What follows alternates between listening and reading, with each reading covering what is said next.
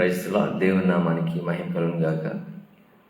మన ప్రభువును రక్షకుని యేసుక్రీస్తు నామములో మీ అందరికీ శుభములు తెలియజేయుచున్నానండి. గడిచినటువంటి రాత్రి కాలం అంతా మనకి సుఖమైన నిద్ర దయచేసి ఈ యొక్క ఉదయకాల సమయం మందు ఈ విధంగా ఆయన నామాన్ని స్తుతించడానికి, ఆయన నామాన్ని ఘనపరచడానికి దేవుడు దయచేసినటువంటి ఈ యొక్క శ్రేష్టమైన సమయాన్ని బట్టి ఆయన నామాన్ని ఎంతగానో మహిమపరుస్తూ ఉన్నాను, ఘనపరుస్తూ ఉన్నాను.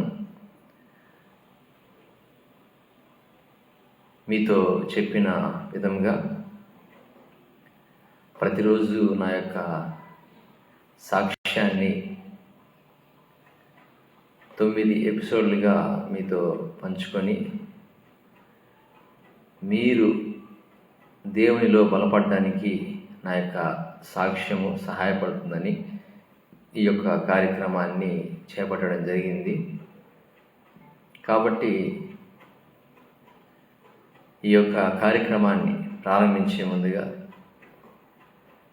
చిన్న ప్రార్థన చేసుకొని ఒక పాట పాడి కార్యక్రమంలోకి వెళదాము. దయచేసి అందరూ తలలో ఉంచి కళ్ళు మూసుకున్నట్లయితే చిన్న ప్రార్థన చేస్తాను.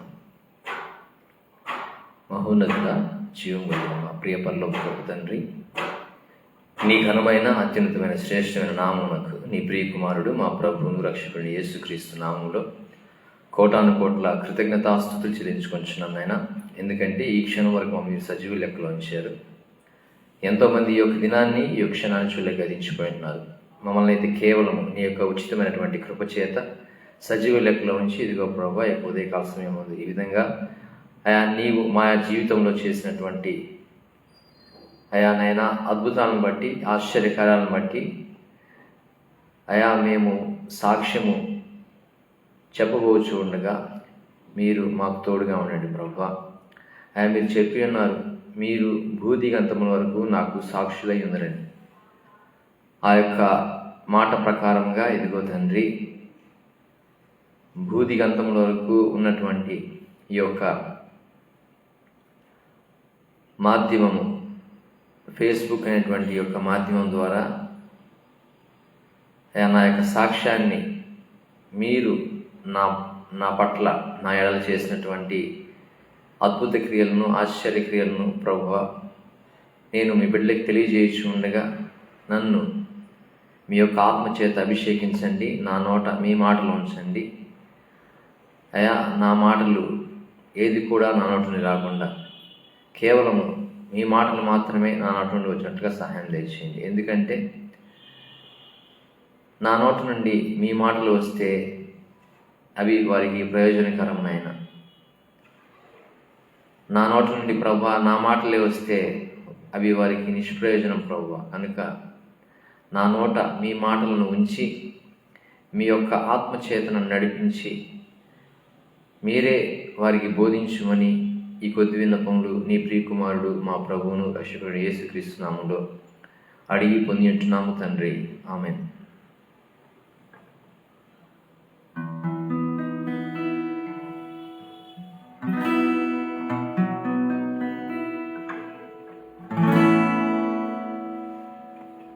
అందరికి తెలిసినటువంటి పాటను పాడి దేవుని నామాన్ని కనపరుస్తాం.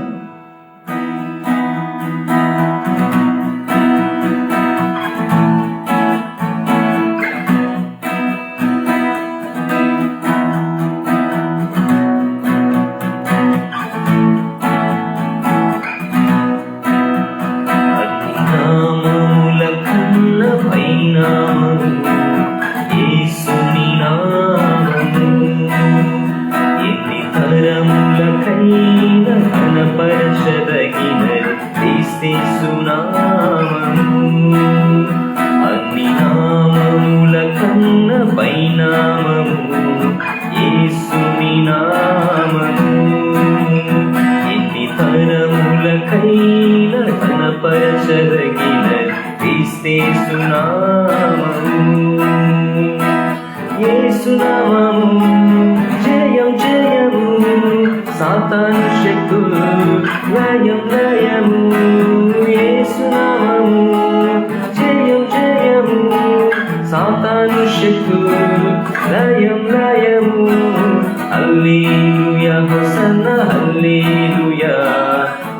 హల్లెలూయా ఆమేన్.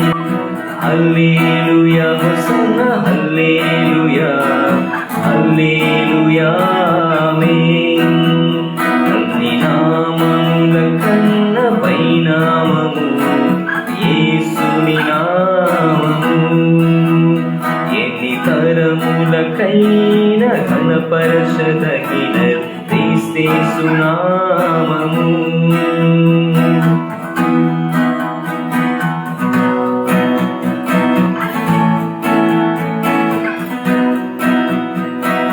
పాపముల నుండి విడిపించును యేసుని నామము. పాపముల నుండి విడిపించును యేసుని నామము. నిత్య నరకాగ్నిలో నుండి రక్షించును క్రీస్తేసుని నామము. నిత్య నరకాగ్నిలో నుండి రక్షించును క్రీస్తేసుని నామము. యేసు నామము జయం జయము. సాతాను శక్తులు లయం లయము. యేసు నామము జయం జయము. సాతాను శక్తులు లయం లయము.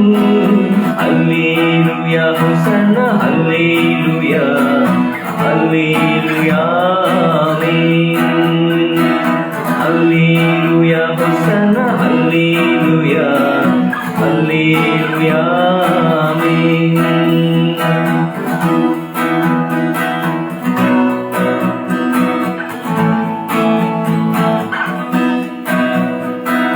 శరీర వ్యాధులన్నీ బాగు చేయును నజరేయుడైన యేసు నామము. శరీర వ్యాధులన్నీ బాగు చేయును నజరేయుడైన యేసు నామము. సమస్త బాధలను తొలగించును అభిషిక్తుడైన క్రీస్తు నామము. సమస్త బాధలను తొలగించును అభిషిక్తుడైన క్రీస్తు నామము. యేసు నామము జయం జయము. సాతాను శక్తులు లయం లయము. యేసు నామము జయం జయము. సాతాను శక్తులు లయం లయము. హల్లెలూయా హోసన్నా హల్లెలూయా హల్లెలూయా ఆమేన్. హల్లెలూయా హోసన్నా హల్లెలూయా హల్లెలూయా ఆమేన్. అన్ని నామముల కన్న పైనామము యేసుని నామము. ఇతరములకైన ఘనపరచదగిన క్రీస్తేసు నామము.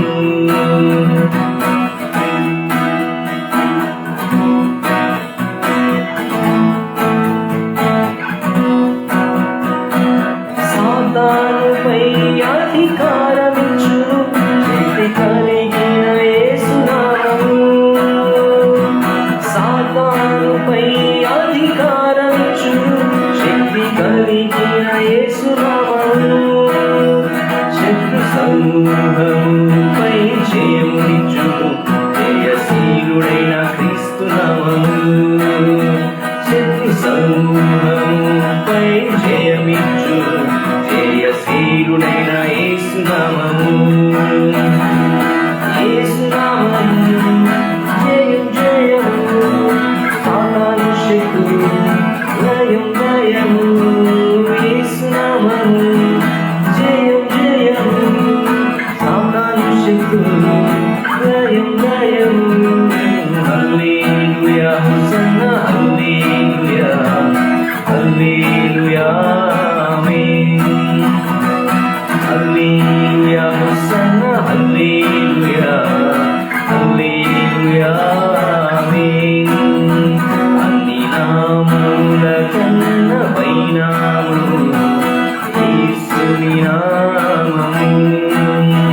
ఎన్ని తరములకైన ఘనపరచదగిన యేసునామము అన్ని నామముల కన్న పైనామము యేసుని నామము ఎన్ని తరములకైనా ఘనపరచదగిన క్రీస్తేసునామము యేసునామము జయం జయము సాతాను శక్తు లయం లయము యేసునామము జయం జయము సాతాను శక్తు లయం లయము హల్లెలూయా హోసన్నా హల్లెలూయా హల్లెలూయా ఆమేన్ హల్లెలూయా హోసన్నా హల్లెలూయా హల్లెలూయా ఆమేన్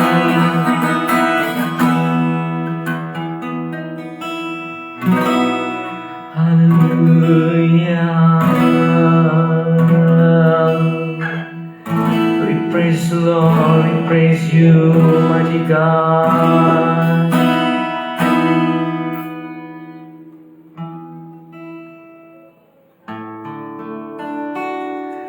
మరి ఒక పాట పాడి దేవుని నామాన్ని కనపరుద్దాం. నిన్ను పోలిన వారెవరు, మేలు చేయు దేవుడవు, నిన్నే నే నమ్మితి నా దేవా. నిన్ను పోలిన వారెవరు, మేలు చేయు దేవుడవు, నిన్నే నే నమ్మితి నా దేవా.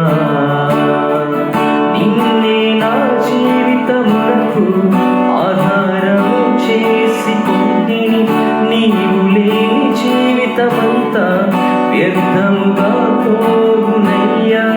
నిన్నే నా జీవితమునకు ఆధారము చేసుకుంటిని, నీవు లేని జీవితమంతా వ్యర్థముగా పోవునయ్యా. ఎల్ షడాయ్ ఆరాధన, ఎలోహీం ఆరాధన, అడోనాయ్ ఆరాధన, యేషువా ఆరాధన. ఎల్ షడాయ్ ఆరాధన, ఎలోహీం ఆరాధన, అడోనాయ్ ఆరాధన, యేషువా ఆరాధన.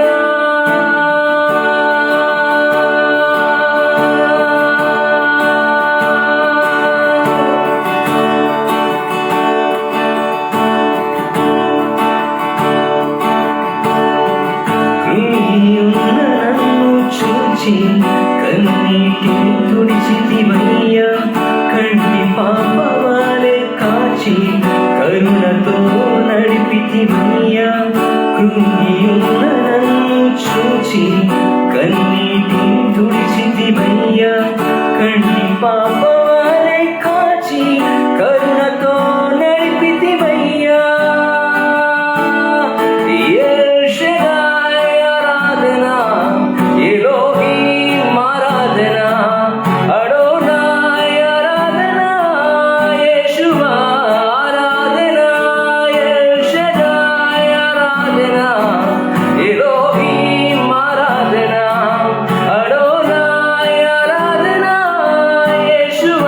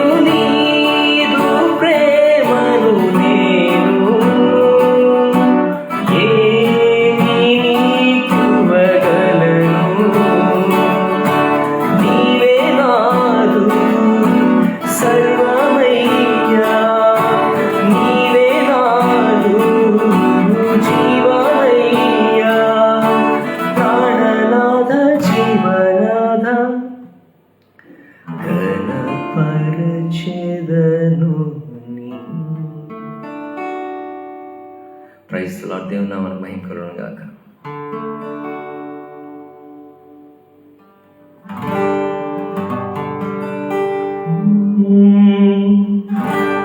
Praise the Lord, we worship Him, hallelujah, oh hallelujah.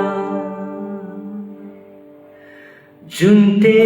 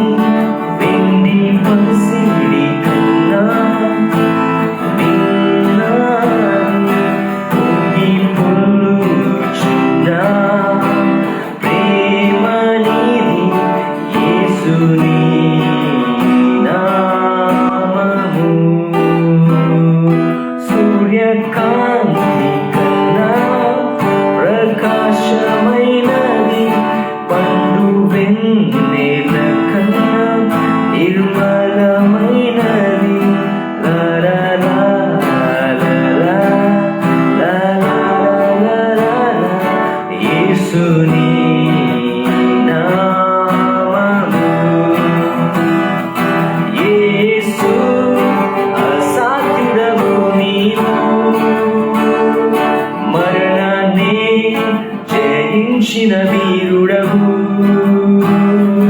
సర్వాన్ని శాసించే యోధుడవు, నీకు సాటి లేరెవరు. రక్షక నీవేగా మా బలము, దేవా మా దాగుచోటు నీవే.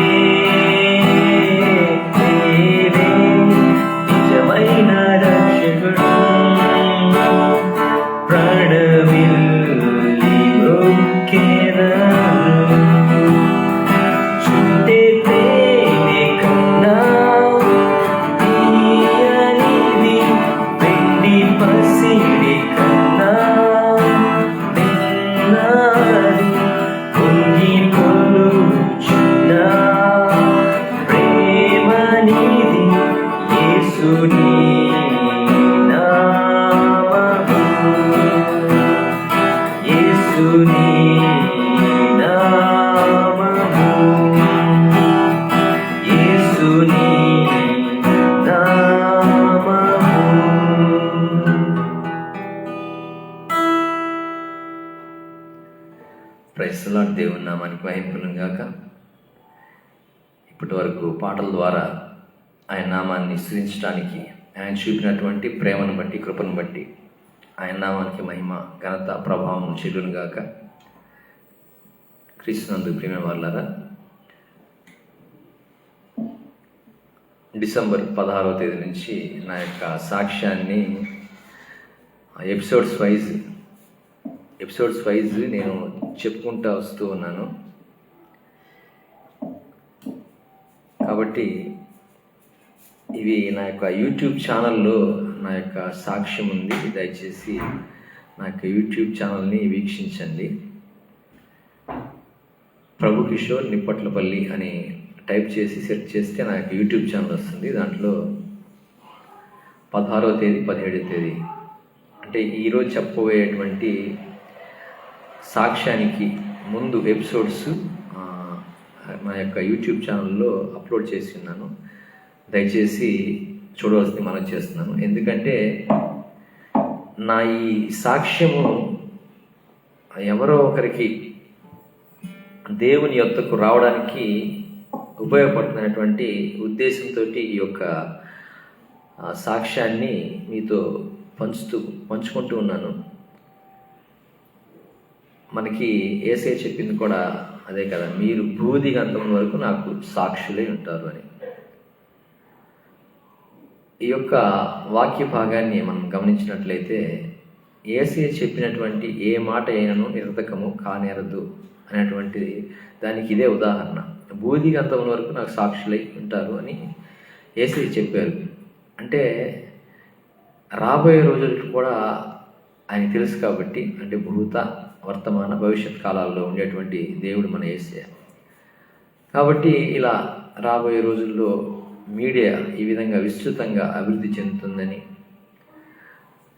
మనమున్న ప్రదేశంలోనే, మన గృహంలో నుంచే మనము సాక్ష్యము పంచుకుంటే అది భూదిగంతముల వరకు వెళ్ళిపోతుంది. ప్రజెంట్ దేవుడు ప్రతి ఒక్కరికి ఒక మంచి అవకాశాన్ని ఇచ్చున్నాడు. ఏంటంటే వారి వారి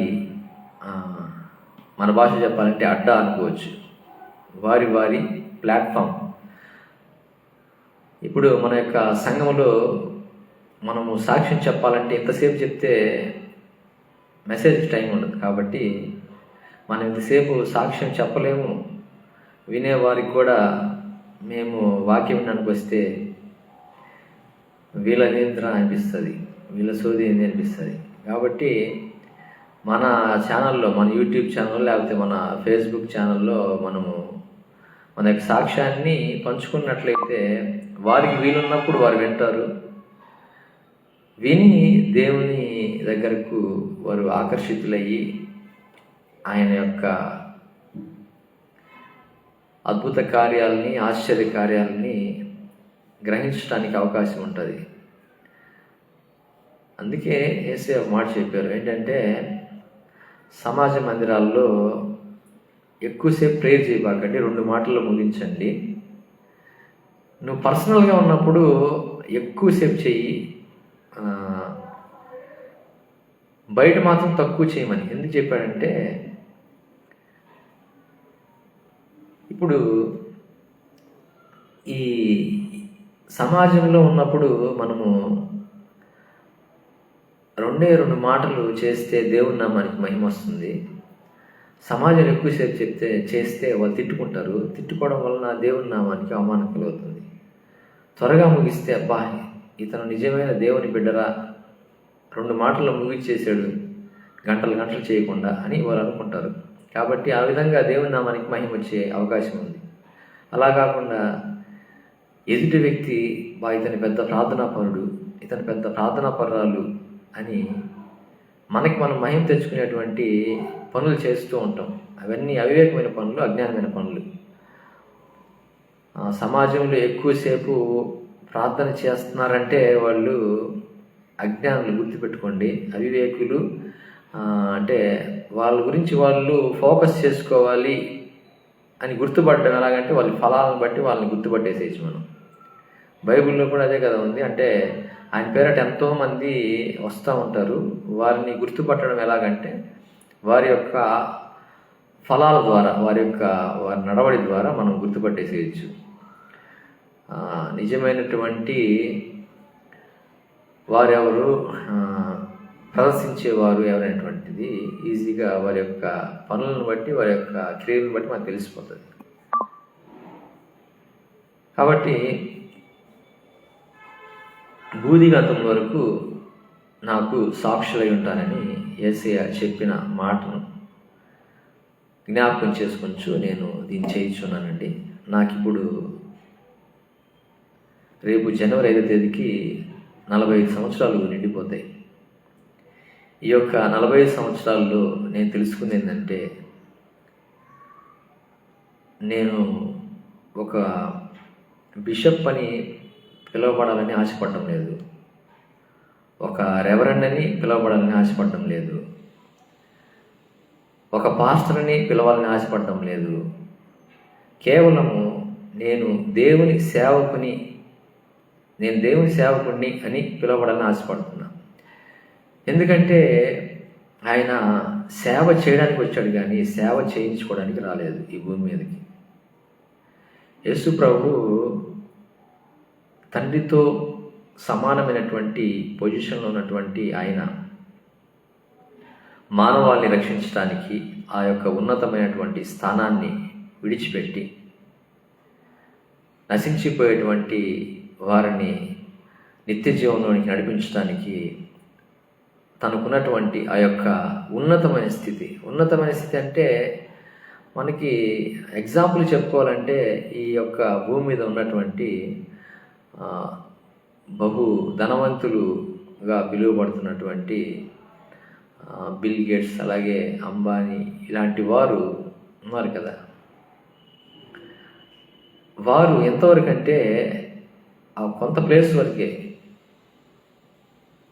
కొంత ప్లేస్ వరకే వాళ్ళు ఉన్నతమైనటువంటి స్థితి వారిది. కానీ ఈయన ఎంత ఉన్నతమైనటువంటి వాడంటే, మనము ఈ భూమి మీద ఎక్కడికి వెళ్ళినా ఆకాశం కనిపిస్తూ ఉంటుంది. మనము ఈ ఆకాశాన్ని ఎంత మేరకు చూడగలం అంటే మన కనుచూపు మేరలోనే చూడగలం. అయితే ఈ యొక్క ఆకాశ మహాకాశముల పైగా ఆయన అత్యున్నత సింహాసనంపై ఆసీనుడై ఉండేటువంటి దేవుడు ఆయన. యెషయా ప్రవక్త చక్కగా వివరిస్తాడు. ఆయన అత్యున్నత సింహాసనంపై ఆసీనుడై ఉన్న ప్రభువు అని రాసి ఉంటుంది. యెషయా గ్రంథం 6వ అధ్యాయంలో ఆయన ఆ యొక్క ఉన్నతమైనటువంటి ఆ యొక్క సింహాసనం మీద ఆయన ఉన్నప్పుడు ఆయన చూసింది ఏమిటంటే, దూతకోటి గణము ఆయనకి ఏం చేస్తున్నారంటే వర్షిప్ చేస్తున్నారు. ఏమనంటే పరిశుద్ధుడు పరిశుద్ధుడు పరిశుద్ధుడు పరిశుద్ధుడు అని ప్రతి గానాలు చేస్తున్నారు అన్నమాట. అంటే ఎడమవైపు కొంతమంది దూతలు ఉన్నారనుకోండి, కుడివైపు కొంతమంది దూతలు ఉన్నారనుకోండి, ముందు కొంతమంది దూతలు అనుకోండి, వెనక్కి కొంతమంది దూతలు అనుకోండి, పైన కొంతమంది దూతలు, కింద కొంతమంది దూతలు ఉంటే వారు ఒకరి తర్వాత ఒకరు, ఇప్పుడు ఎడమవైపు ఉన్నవారు పరిశుద్ధుడు అని అంటే కుడివైపు ఉన్నవారు వెంటనే పరిశుద్ధుడు, ఆ తర్వాత ముందున్నటువంటి వారు పరిశుద్ధుడు అంటే వెనక్కి ఉన్నటువంటి పరిశుద్ధుడు, కింద ఉన్నటువంటి వారు పరిశుద్ధుడు అంటే పైన ఉన్నటువంటి వారు పరిశుద్ధుడు. ఈ పరిశుద్ధుడు పరిశుద్ధుడు అనేటువంటి ఆ మాటల చేత ఆ గడప కమ్ముల పునాదులంట ఊగే అంట, అసలు ఒక ధూమం అట్లా పైకి లేస్తూ ఉందంట. అట్లాంటి ఉన్నతమైనటువంటి స్థితి నుంచి దేవుడు మానవాన్ని రక్షించడానికి ఈ భూమి మీదకి ఎదించాడు. అసలు ఎంత తగ్గించుకున్నాడంటే, ఎందుకు తగ్గించుకున్నాడంటే మనకి నేర్పించడానికి. మనము సేవకులుగా ఉండడానికి పిలువబడ్డాం, కానీ ఆ సేవ చేయించుకోవడానికి పిలువబడ్డా. ఆయన వచ్చి అసలు దుమ్ము ధూళిలాంటి మానవుల యొక్క పాదాలు కడిగాడు. ఆయనకి ఎంత తగ్గింపో గ్రహించాలి. ఇక్కడ మనం సేవ చేస్తున్నటువంటి నీకు నాకు ఈ తగ్గింపు రావాలి. మన దగ్గర నుంచి జనాలు ఇలాంటి విషయాలు గ్రహించాలి. కానీ ఈ రోజుల్లో ఎవరిని వారు హెచ్చించుకోవడం అనేది ఎక్కువైపోయింది. ఎంతగా హెచ్చించుకుంటున్నారంటే దేవుని కంటే వారిని హెచ్చించుకుంటున్నారు. అంటే దేవుడు కూడా వీరి తర్వాతనే అన్నట్లుగా అన్నమాట. కాబట్టి నేనేం చెప్తానంటే, నేను నా యొక్క 45 సంవత్సరాల్లో నేను అందరి చేత పిలువబడాలని ఆశపడుతున్నటువంటి మాట దేవుని సేవకుడు. ఇది నేను పిలువబడాలని ఆశపడుతున్న మాట, సర్వెంట్ ఆఫ్ గాడ్. ఆ యొక్క పాట కూడా బ్రదర్ ఇనోష్ గారు రిలీజ్ చేసిన పాటలో సేవకులారా సువార్థికులారా అని రాశారు. బిషప్లారా, రెవరెండ్లారా, పాస్టర్లారా అని రాయలా. కాబట్టి ఇక్కడ గ్రహించాల్సిన విషయం ఏంటంటే, యేసు ప్రభువుని ప్రకటించడానికి నీవు ఒక సేవకునిలాగా పనిచేయాలా, లార్డ్ లబక్లాగా పనిచేయకూడదు. ఎందుకంటే లార్డ్ లబక్ అయినటువంటి ఆయనే వచ్చి సేవకుడయ్యాడు. ఇక్కడ శిష్యుల పాదాలు గడిగాడు ఆయన పొజిషన్లో అసలుకి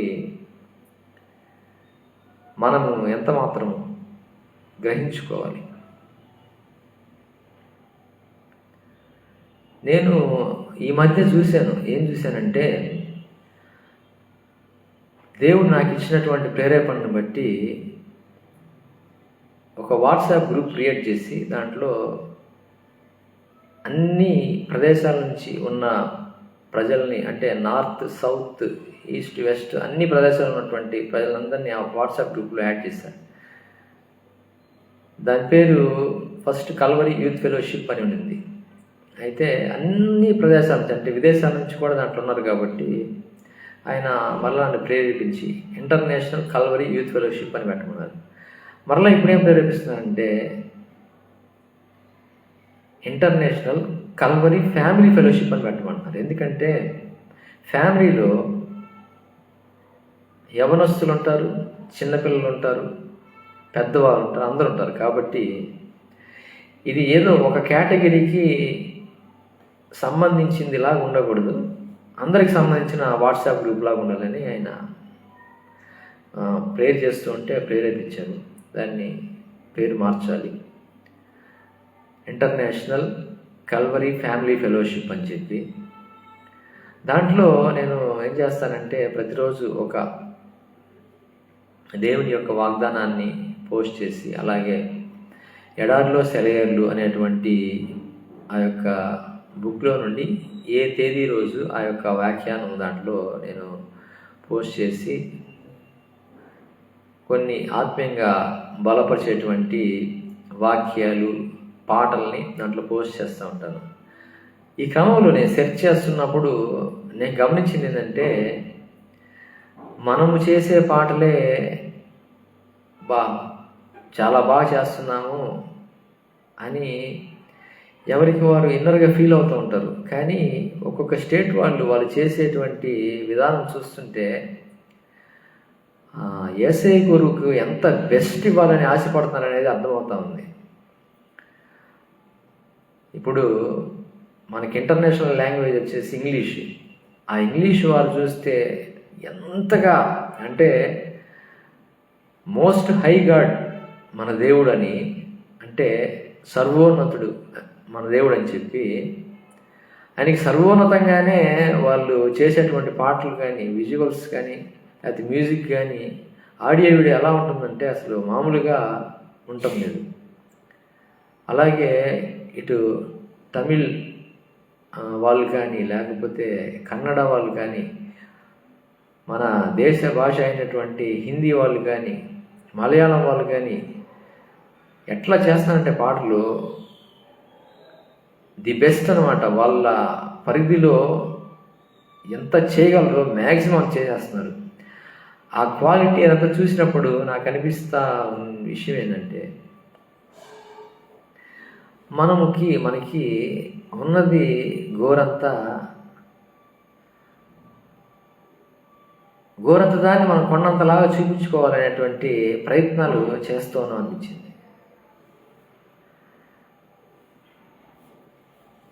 అందుకే మనం ఏం చేయాలంటే మనం ఎవరితో కంపేర్ చేసుకోవాలంటే మనకంటే ఉన్నతంగా ఉన్నటువంటి వారితోటి మనం కంపేర్ చేసుకుంటామంటే మన జీవితంలో ఉన్నతమైనటువంటి స్థితికి వెళ్ళే అవకాశం ఉంది.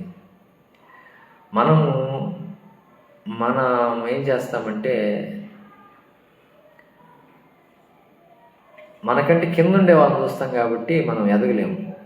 మనకంటే పైన ఉండే వాళ్ళని చూస్తే మనం ఎదగలుగుతాం. మనందరికీ పైన ఉన్నవాడు ఎవరంటే యేసయ్య. అన్ని నామముల కంటే పైనామం యేసయ్యది. ఆయన స్థానం కూడా అన్నిటికంటే పైన ఉండే స్థానం అయింది.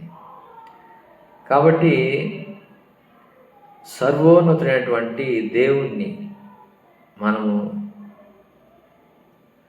ప్రకటించేటప్పుడు మనం ప్రవర్తించాల్సిన విధానము సేవకుడిలాగా నువ్వు సువార్తను ప్రకటించాలి. లార్డ్ లబక్లాగా ప్రకటించకూడదు. పుల్పిట్ ఎక్కి బోధిస్తావు, ఆ బోధించే బోధను అనుసరిస్తున్నావా? గుండె మీద చేసుకొని చెప్పు. నాకు తెలిసిన పాస్టర్ నేను డబ్బులు ఇస్తే బాగా తీసుకున్నాడు, గ్రూప్లో యాడ్ చేస్తే ఆయన లెఫ్ట్ అయిపోయాడు. అంటే వాట్సాప్ గ్రూప్లో చెప్పాను కదా, కల్వరీ యూత్ ఫెలోషిప్ గ్రూప్ అని చెప్పి దాంట్లో యాడ్ చేస్తే ఆయన లెఫ్ట్ అయిపోయాడు అనమాట. అంటే మనం ఇచ్చే డబ్బులకి వాటికి మాత్రము విలువ. మనం ఇలాంటి ఏదన్నా మనం ఎదుగుతుంటే జబ్బు కళ్ళు కదా, చూడలేమన్నమాట. బయట లెఫ్ట్ అయిపోయాడు. తెలిసిపోయింది చాలామంది ఆ గ్రూప్లో. వాళ్ళ పనులు అయ్యేంత వరకు ఉన్నారు, వాళ్ళ పనులు అయిపోగానే లెఫ్ట్ అయిపోయారు అనమాట. అంటే వాళ్ళ పనులు ఏంటంటే మీటింగ్స్ ఏదన్నా ఉన్నాయనుకోండి, వాటిలో పోస్ట్ చేసి జనాలకి ఆ యొక్క న్యూస్ వెళ్ళేంత వరకు దాంట్లో ఉంటారు. అది అయిపోగానే లెఫ్ట్ అయిపోతారు అనమాట. ఎక్కడ పట్టినా స్వార్థం. అన్ని జనుల మధ్య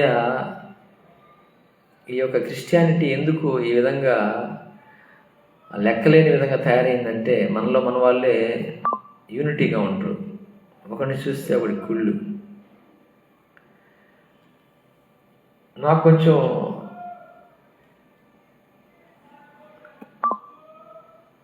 నాకు కొంచెము అదే ఇట్లా ఈ వాట్సాప్ గ్రూప్ క్రియేట్ చేసి కొంచెం మరలా నేను పడిపోయిన స్థితిలోంచి లేస్తూ ఉంటే అప్రిషియేట్ చేయాల్సింది పోనిచ్చి, ఒరే వీడియో పడిపోయినాడు మళ్ళీ లేచేసాడే, మళ్ళీ బాగైపోతున్నాడే అని కుళ్ళుకొని చచ్చిపోయే వాళ్ళు చాలామంది. అందుకే శామ్యూల్ కర్మజీ ఒక పాటలు రాసింది ఏంటంటే, నా ముందు ఉన్న శత్రువులు కుళ్ళిపోయేలాగా చేస్తావు అని చెప్పి. శత్రువులు మనం చూసి కుళ్ళిపోయేటట్టుగా ఆయన చేస్తాడు. వారు మన ఎదుగుదలకి మెట్లు, వాళ్ళు శత్రువులు. కాబట్టి నేను ఈరోజు మరలా ఈ విధంగా గెటాన్ కాగలిగానంటే వారు చేసినటువంటి పనులను బట్టి నేను గెటాన్ కాగలేను. అసలు మనుషులు ఎలా ఉంటారు, వాళ్ళ పరిస్థితి ఎలా ఉంటుంది అనేది. ప్రతి ఒక్క మనిషి ఎలా ఉంటాడంటే అండి, ఇది నేను చెప్పేది నిజం, మీరు కూడా పరిశీలించండి కావాలంటే. మనిషి ఎలా ఆనందపడతాడంటే, వాడికంటే కొంచెం కింద ఉంటే ఆ మనిషి హ్యాపీగా ఉంటాడు. ఎదుటివాడు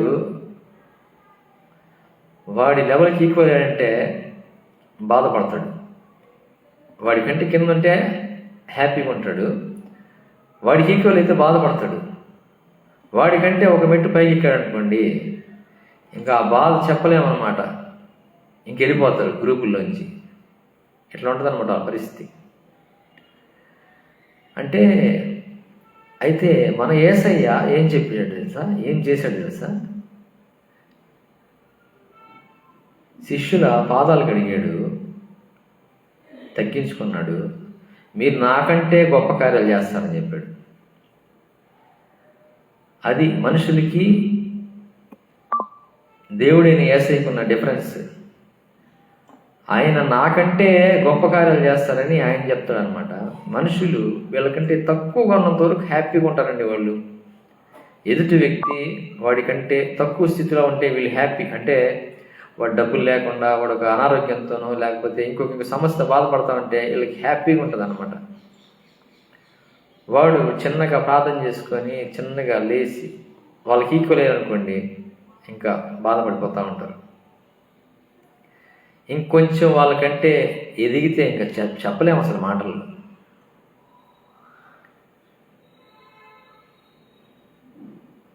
మనకి కుళ్ళు అనేది అంటే మత్సరం, ఎముకలకు కుళ్ళు అంటారు అనమాట. మత్సరము ఎముకలకు కుళ్ళు అంటే, ఈ మత్సరం అనేటిది ఎటువంటిదంటే ఎముకలు కూడా కుళ్ళిపోతాయండి. ఎముకలు కుళ్ళిపోతాయంటే అది చెదులు పట్టేసినట్టు తినేస్తాయి ఎముకను కూడా. మత్సరము మామూలుగా మనల్ని డెడ్ బాడీ తీసుకెళ్ళి భూమిలో పాతి పెడితే ఆ ఒంటి మీద చర్మం అంతా ఆ పురుగులు తినేసి మొత్తం చర్మం అసలు లేకుండా అయిపోతుంది. కానీ ఎముకలు అలాగే ఉంటాయి. కానీ ఈ మత్సరం ఉంటుంది కదా, మత్సరము అది ఎముకలను కూడా తినిపడేస్తుంది అనమాట. అంత భయంకరమైంది మత్సరం అనేది. ఎదుటి వ్యక్తిని చూసి వాడి యొక్క మంచి స్థితిని చూసి ఓరలేనితనము, ఈ ఓరలేనితనంతో ఇప్పుడు ఈ మన క్రైస్తవులు అని పిలువబడుతున్నటువంటి వారు ఒకరి మీద ఒకరు అసూయతో, పగతో, దేశంతో రగిలిపోతూ, వాళ్ళ డినామినేషన్ వీళ్ళు, వీళ్ళ డినామినేషన్ వాళ్ళు, వాళ్ళు ఆ కులస్తులని వీళ్ళు ఈ కులస్తులని అందరిని విమర్శించుకుంటూ ఎదుటి వాళ్ళకి దృష్టిలో చెడ్డైపోయి ఇప్పుడు హిందువులు క్రిస్టియన్స్ని విపరీతంగా కొడుతున్నారు, దూషిస్తున్నారంటే వీళ్ళకి యూనిటీ లేకపోవడమే, వీళ్ళ మీద వీళ్ళే వాళ్ళకి చెప్పుకోవడాలు ఇట్లాంటివి చేస్తుంటారు అన్నమాట. అందుకే ఎదుటి దగ్గర చీప్ అయిపోయింది. అసలు యేసు ప్రభువు ఏం చెప్పారు అది మర్చిపోయి వీటికి ఆరాటపడుతున్నారు. ఏంటికంటే డిగ్రీలు, బిషప్లు, రెవరెండ్లు, పాస్టర్లు ఇవన్నీ చేయడానికి. మీరు థియరీ చదువుతున్నారు కానీ ప్రాక్టికల్స్ చేయడం లేదు. మీరు ప్రాక్టికల్స్ చేయాలా? యేసు ప్రభు ఏం చేశారు? ప్రాక్టికల్స్ చేశారు. పాదాలు కడిగారు. మీరు అడుగుతున్నారా?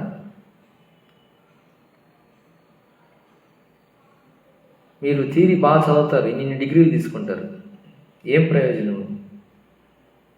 నేను కీబోర్డు లేకపోతే గిటార్లో ఇన్ని డిగ్రీలు తీసుకుని థియరీ చదివి గిటార్ ప్లే చేయకపోతే లేకపోతే కీబోర్డ్ ప్లే చేయకపోతే ఏమన్నా ఉపయోగం ఉందా?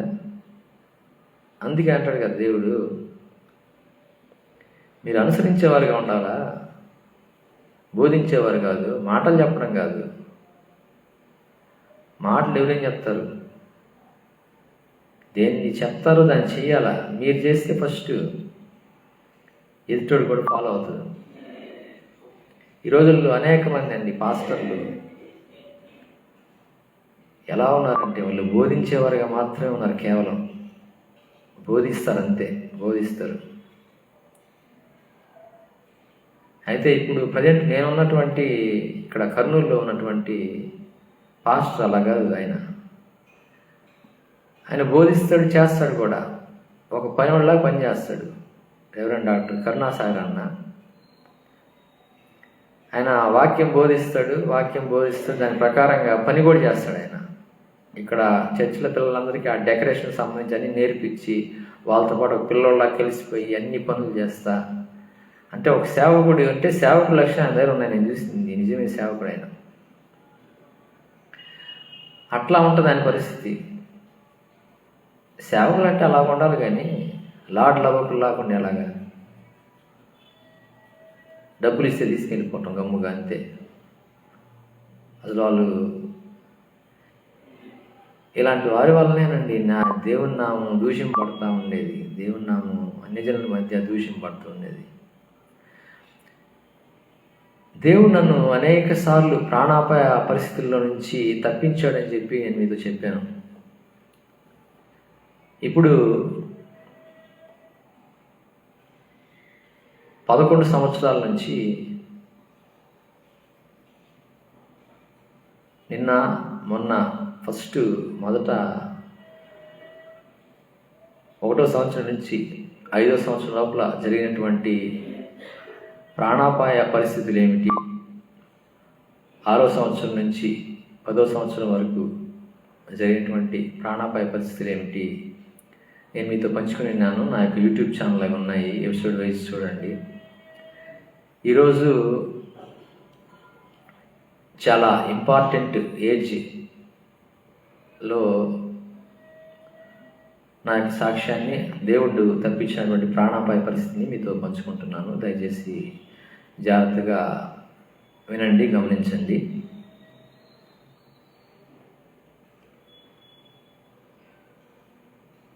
ఆరో తరగతి 7వ తరగతి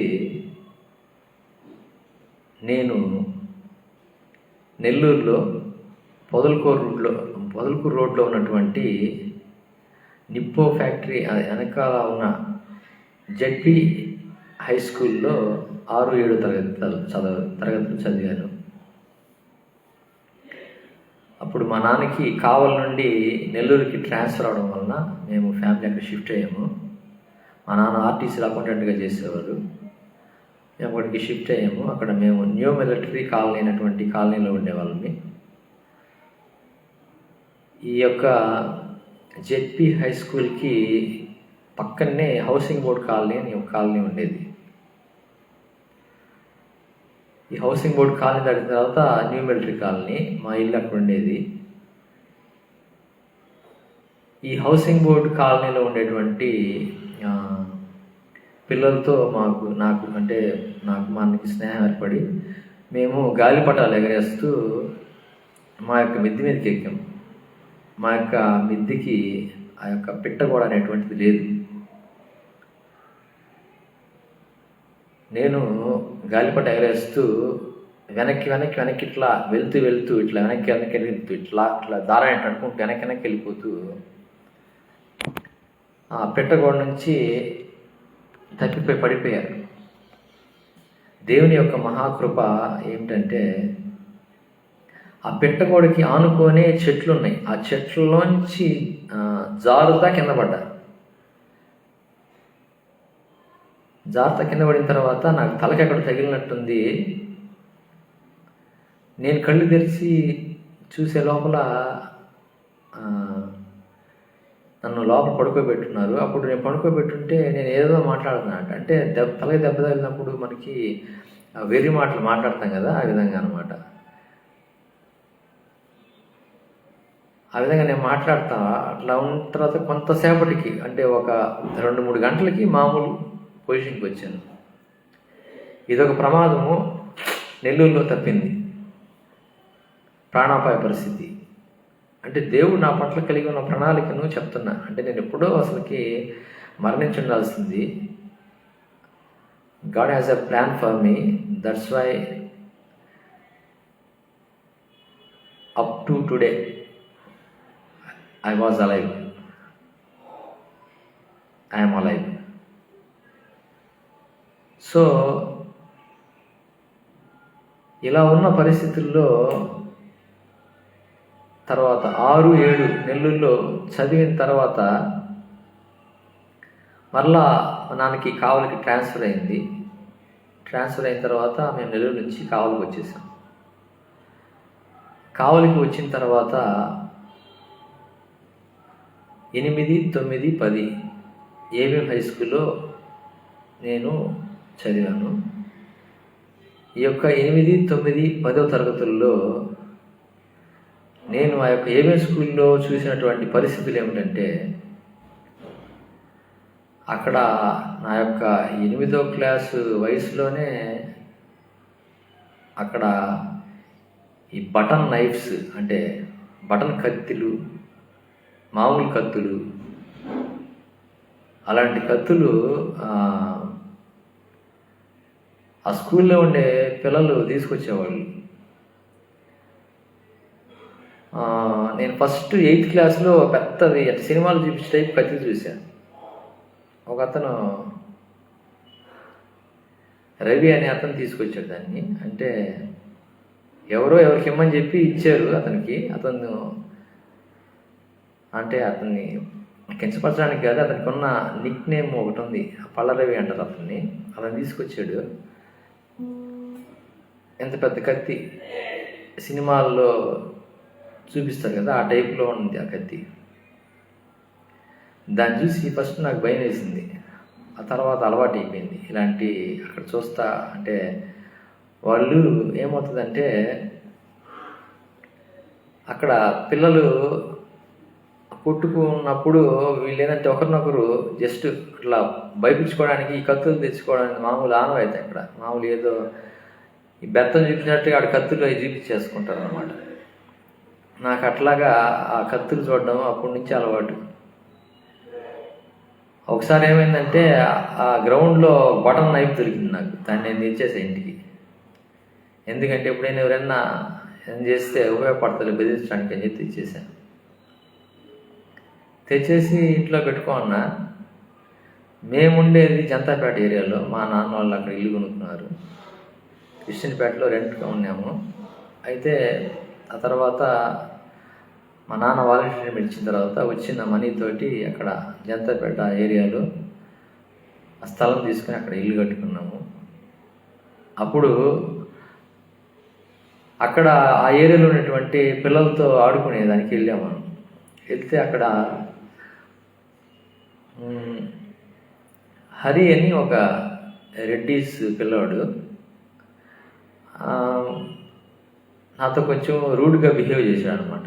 బిహేవ్ చేయగానే ఉంటా నీ పని చెప్తా అని చెప్పి ఇంటికి వెళ్ళిపోయి ఆ గ్రౌండ్లోంచి దొరికింది కదా, ఆ బటన్ నైఫ్ తీసుకొని వాడి దగ్గరికి వెళ్ళాను నేను. వెళ్ళి ఆ బటన్ నైఫ్ ఆ బటన్ నొక్కగానే సప్పని పైకి రాగానే వాడు అసలుకి ఎట్లా పరిగి తెలిపాడంటే, అంటే కన్ను తెలిసి కన్ను మూసి కన్ను తెలిసే లోపల ఇంట్లో ఉన్నాడు. అప్పుడు ఇదేదో భలే ఉంది, మనం ఏం చేయకుండా జస్ట్ అట్లా చూపించగానే వాడు అట్లా పరిగి తెలిపాడు. వాడు మంచి హైట్ వెయిట్ ఉంటాడు, రెడ్డి స్కూరోడు, అయినా కానీ పరిగి తెలిపాడు. అది ఇదేదో భలే ఉంది, అప్పుడు మనకు పనికి వస్తుందని చెప్పి అదట్టే పెట్టుకున్నాను అనమాట. ఈ టైప్లో ఉండేది. ఆ వ్యక్తి మొన్న అంటే ఒక 2-3 సంవత్సరాల క్రితము జయా ఫ్లెక్స్, జయమామ, జమీమక్క వాళ్ళ యొక్క కుమారుడు చింటూ, జాషువా, ఆ అబ్బాయి వివాహానికి వాళ్ళు వచ్చారు. అంటే మేము ఆడుకునేటప్పుడు జయమామ, జమీమక్క వాళ్ళ ఇల్లు కూడా అక్కడ అనమాట. అప్పుడు ఆ అబ్బాయి వివాహానికి వచ్చాడు. అబ్బాయి అది గుర్తు చేసుకొని, రే మామ, నువ్వు అప్పట్లోనే ఆ బటన్ నైఫ్ తీసుకొచ్చి ఇంత పెద్ద కటౌట్ నన్ను భయపించేసావు కదరా అసలుకి అని చెప్పి అంటే ఇద్దరం కాసేపు నవ్వుకున్నాం అనమాట. అట్లాంటి పరిస్థితులు ఈ యొక్క ఆ గాలిపటం ఎగరేస్తూ వెనక్కి వెళ్తూ వెనక్కి పడిపోయి ఆ రోజే మరణించాల్సినటువంటి నేను ఈరోజు వరకు సజీవ లెక్కలో ఉన్నాను. అయితే ఇట్లా 8వ క్లాస్ నుంచే ఈ విధంగా ఈ కత్తులు పెట్టుకొని సీక్రెట్గా తిరిగినటువంటి నేను ఏ గొడవల్లోనో వాటిల్లో పోకుండా దేవుడు ఇంతవరకు నన్ను కాపాడి, నేనైతే అసలు ఇంటర్మీడియట్ టైంలో అయితే, అది రేపు చెప్తాను, ఇప్పుడు ఆ ఏజ్కి ఇంకా రాలేదు కాబట్టి, ఈ యొక్క 8th క్లాసు అంటే 8th నుంచి 10th వరకు చదివేటప్పుడు కూడా నేను చెప్పిన విధంగా మేము స్కూల్ చదివేటప్పుడు ఏ విధంగా అయితే మనం ఏమి చేయకుండానే మనల్ని గెలుక్కొని మరి మనల్ని విసిగిస్తూ ఉంటారో, అంటే అపవాది మన పాటి మనం దేవుడు పని చేసుకుని పోతా ఉంటే వాడు వచ్చి మనల్ని గెలికి మనల్ని డిస్టర్బ్ చేయాలని చూస్తారు కదా. అదేవిధంగా స్కూల్లో కూడా 8th నుంచి 10th వరకు కూడా ఇలాంటి పిల్లలు ఉండేవాళ్ళు. అప్పుడు కూడా మాకు ఈ కృష్ణపేట సెకండ్ లైన్లో ఉన్నటువంటి ఈ విజయ్ కుమార్ అనే అబ్బాయి, పెద్ద అనేటువంటి అబ్బాయి, మాకు అతను కూడా ఆ స్కూలే కాబట్టి మాకు అంటే పెద్దగా ఉండి వాళ్ళని మందలు ఇచ్చేవాడు. ఈ క్రమంలో ఒక వ్యక్తి అక్కడ మమ్మల్ని టీజ్ చేస్తా ఉంటే మళ్ళీ వెళ్ళి ఆ విజయ్ కుమార్ అనే అబ్బాయికి చెప్తే ఏం చేశాడంటే, వచ్చి ఎవరైతే మమ్మల్ని టీచ్ చేస్తున్నారో వాడు ఏం చెప్పాడంటే, రేపటి నుంచి కానీ వీళ్ళని టీచ్ చేశారంటే మిమ్మల్ని మామూలు కొట్టరా అని చెప్పేసి వెళ్ళిపోయాడు. చెప్పేసి వెళ్ళిపోతే నువ్వేం తీసుకొచ్చేది, మేము కూడా తీసుకొస్తామని చెప్పి అటుపక్క ఆ కుర్రోడు ముస్లిమ్స్ అబ్బాయి ఏజాస్ అని ఒక అబ్బాయిని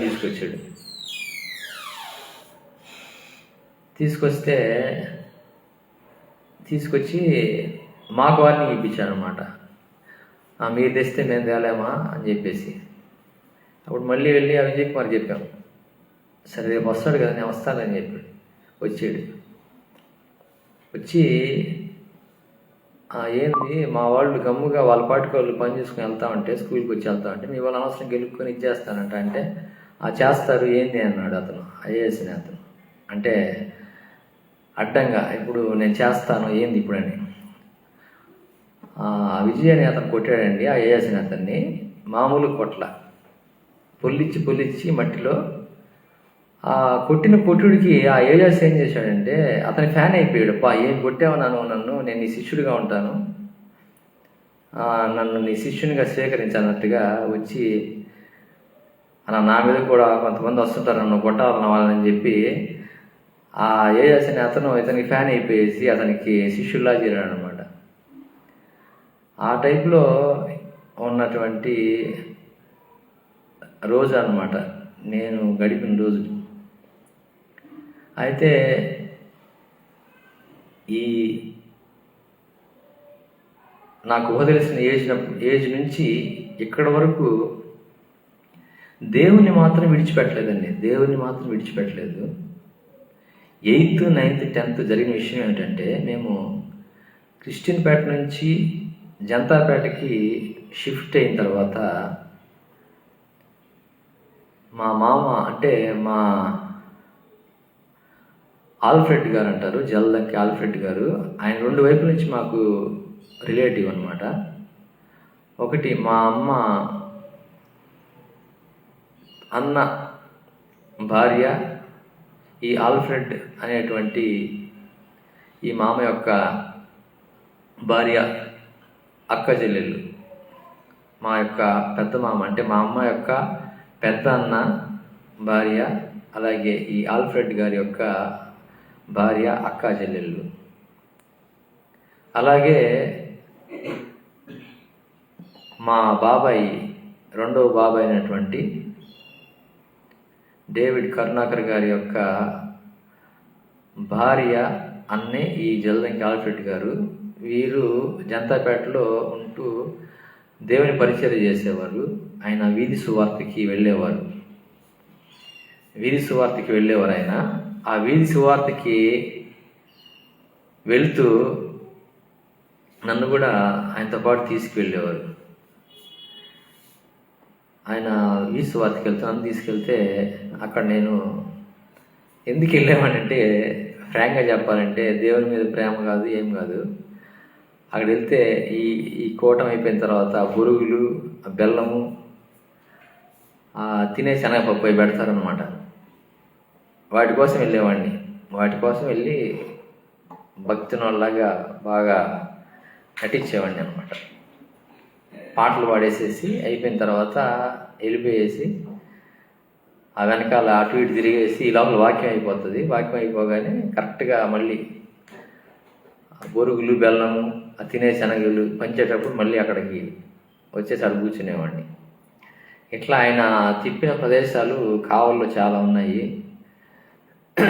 అరుంధతిపాళెము, తర్వాత వెంగళరావు నగరు, తర్వాత వైకుంఠపురము. అసలు వైకుంఠపురం సెంటర్ అనమాట. ఆయన చర్చి పెట్టినటువంటి సెంటర్ అది.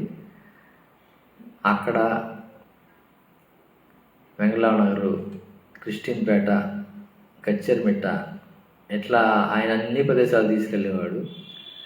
ఆయనతో పాటు వెళ్ళి పాటలు పాడి ఆ చిన్న వయసు నుంచి ఆ యేసన్న పాటలు పాడేవాడిని నేను అసలు వాస్తవంగా బాగా ఫేమస్ అయింది. యేసన్న పాటలు పాడుతానే సింగర్గా గుర్తింపు తెచ్చుకుంది. ఫస్ట్ నేను పాడుతున్న పాటలు సర్వోన్నతుడా, మహోన్నతుడా, కృపామయుడా, తర్వాత మాధుర్యమే నా ప్రభుతో జీవితం, ఈ పాటలు పాడుతూ నేను సింగర్ అయ్యా వాస్తవంగా చెప్పాలంటే.